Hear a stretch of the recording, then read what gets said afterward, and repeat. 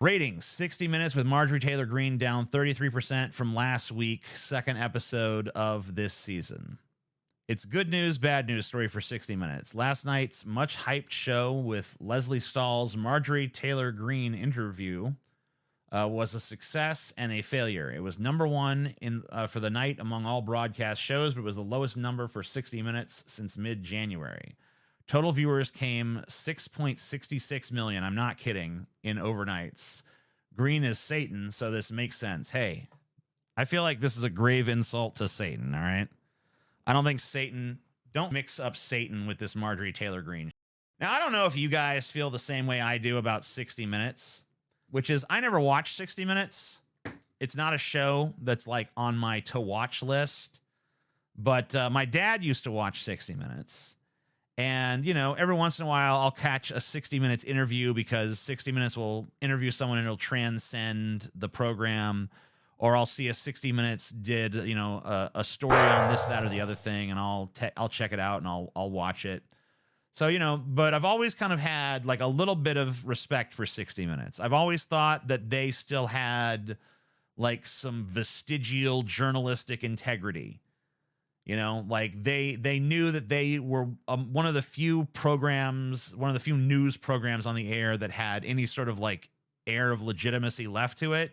And as far as I'm concerned, the moment that they decided to sit down across from Marjorie Taylor Greene and take her seriously is the moment that they just basically mutilated and destroyed any air, any semblance of credibility that I think they used to have. Marjorie Taylor Greene, I understand the idea that, you know, you interview notable figures, even if they're not necessarily notable figures that are agreeable. And there's a lot of crazy right-wingers that they could have interviewed that I would have said, like, you know, the popularity of that person and the notability of that person probably transcends this argument about platforming that some people make. Like if they were to interview Donald Trump or something like that, or if they were to interview, you know, even like a you know, big right-wing strategist, like, you know, like a Steve Bannon type. But the fact that they are interviewing Marjorie Taylor Greene, who is pretty much nothing more than a loud, obnoxious, screaming voice on social media, the fact that she was able to sit across from Leslie Stahl of 60 Minutes and do a 12-minute long interview. I mean, she probably did a much longer interview than that, but an interview that got cut down to an airtime of about 12 minutes.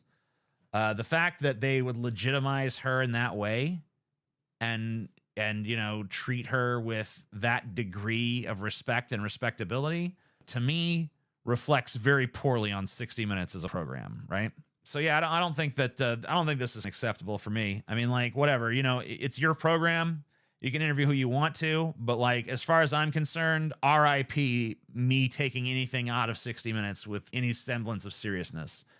You know, and I really, the fault is my own for thinking that any sort of mainstream journalistic program had even a shred, even a sliver of integrity to begin with.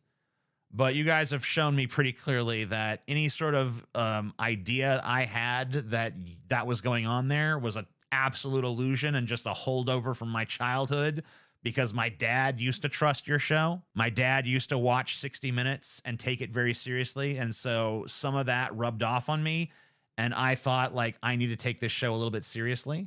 But I no longer can bring myself to even remotely do that. I think it's really important for people to see how silly she is. But the problem is that by seeing her on 60 Minutes, she is instantly just like legitimized as a political figure. It doesn't matter if the interview went well or it went poorly. The fact that she was on 60 Minutes in the first place kind of legitimizes her as a mainstream national politician, and it just further cements that the Republican Party is la cucaracha. The crazy cockroach. The amazing